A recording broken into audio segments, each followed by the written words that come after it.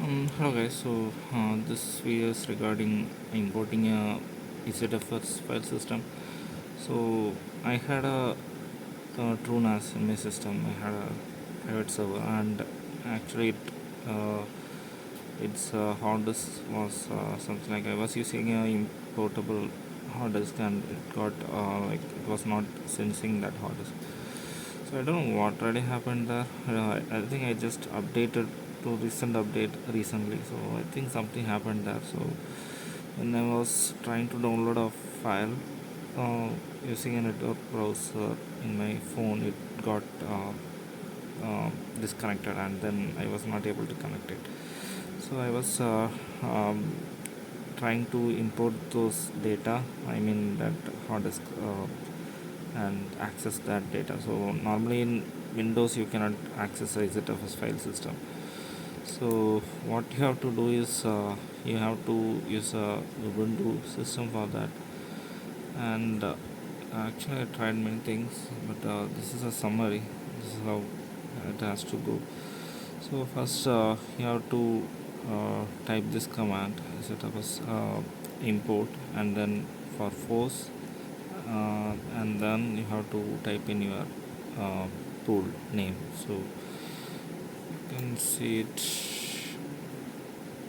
here. Import. I was trying few things, and then uh, import. So normally if you type import, it will point out what pools you have. So you have to use this code. So yeah, here it is. So I don't know what happened. Oh yeah, if was not there, so it was throwing error. So now there is F, and it imported the file. So the next command is to know what and all files it has in it. So yeah, so this command would show what files it has. So this and all the files in it. So it's working fine. Problems, I think maybe in my NAS it's not accessing the USB for some reason. I tried multiple ports, but it didn't work. So I don't know what was the issue. So the next one is to bring the ZFS pool online. The thing is, like, this ZFS is totally different from normal file system like FAT32 or NTFS. So there is series of things to make a how to say that folder visible. I mean that hard disk visible. So this doesn't mean that your hard disk is going to be visible. It's there. It will be there. It is like we are making it available for the system, but you cannot see that. So amount, I was trying different things. Online, it needs the name, and then here it is. So I have given the name. So yeah, actually it didn't work. So set mountpoint. Same device. I think then we can ignore this, and we can go for the next setup.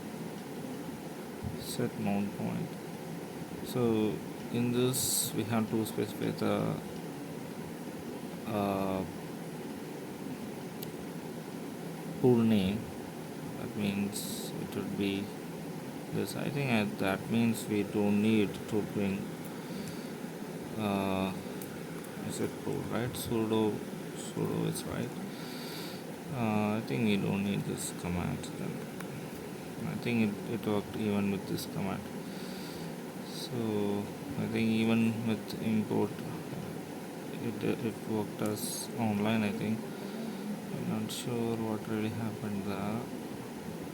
So online, missing pool name, missing device name. Yeah, it was asking for many things. So instead of that, we can use this itself. It itself automatically does that, I think.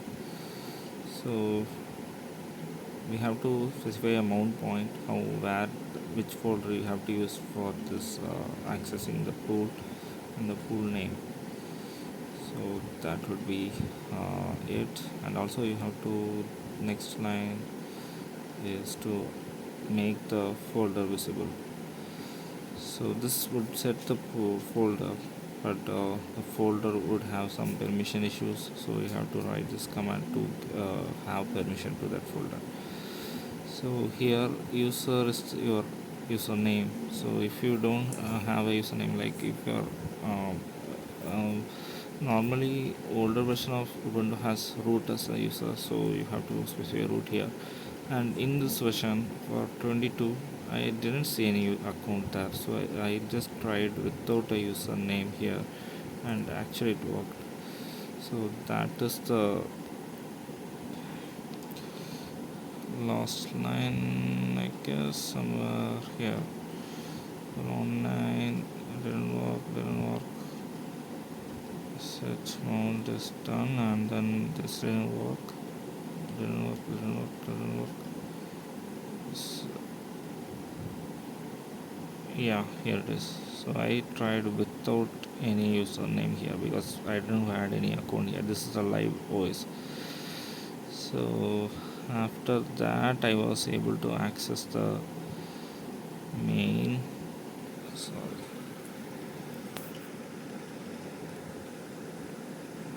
I was access it in the home. I think it should be in here somewhere. Root, no idea. Other locations. Oh yeah, computer. And here it is. Go mount. So here's that. That's cool. So yeah, that's how you import a EZFS spool in Ubuntu.